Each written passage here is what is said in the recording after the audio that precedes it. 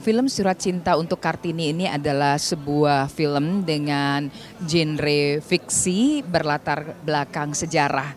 Intinya adalah menceritakan bagaimana perjuangan Kartini untuk mencapai cita-citanya dan juga keinginannya agar wanita Indonesia bisa memerdekakan dirinya dan juga bebas dari penjara budaya yang sangat ketat pada saat itu. Dan yang menarik cerita berlatar belakang sejarah ini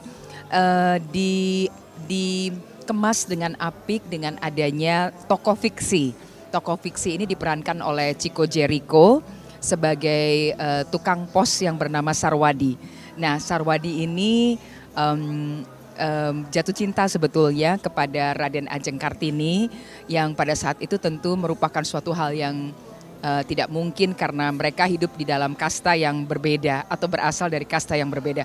Nah, disinilah jalinan cerita ini akan bermain dan film berlatar belakang sejarah ini dikemas begitu ringan sehingga mudah-mudahan bisa menghibur penonton sekaligus juga memberikan wawasan tentang perjuangan Kartini di masa itu.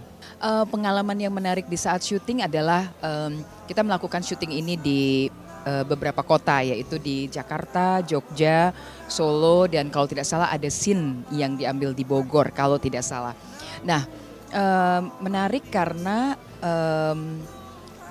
kita juga mengunjungi tempat-tempat yang punya nilai sejarah seperti misalnya bagaimana rumah Kartini pada saat itu tidak diambil langsung di kota Japaranya tetapi di Colomadu Solo.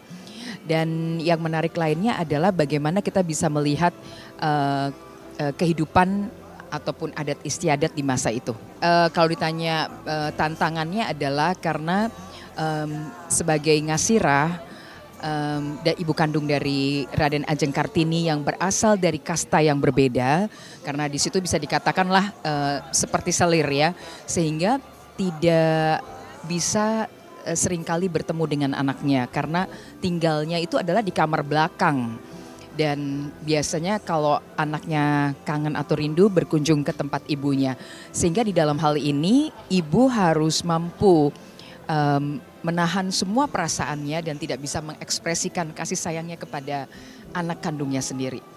Film ini tentu saja film yang bukan hanya sebagai hiburan, tapi adalah film yang menurut saya sangat edukatif karena film ini syarat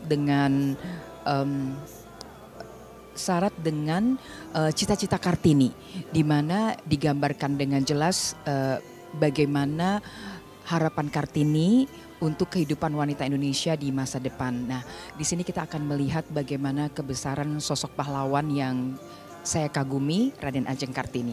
Oke, harapan film ini ke depannya tentu saja ingin film ini ditonton oleh banyak orang, tidak hanya oleh kaum perempuan, baik muda, tua ataupun tua, tapi juga ditonton oleh kaum laki-laki sehingga kaum laki-laki juga bisa memahami bagaimana bekerja sama dengan wanita, bagaimana mencintai wanita dan bagaimana menghargai emansipasi wanita.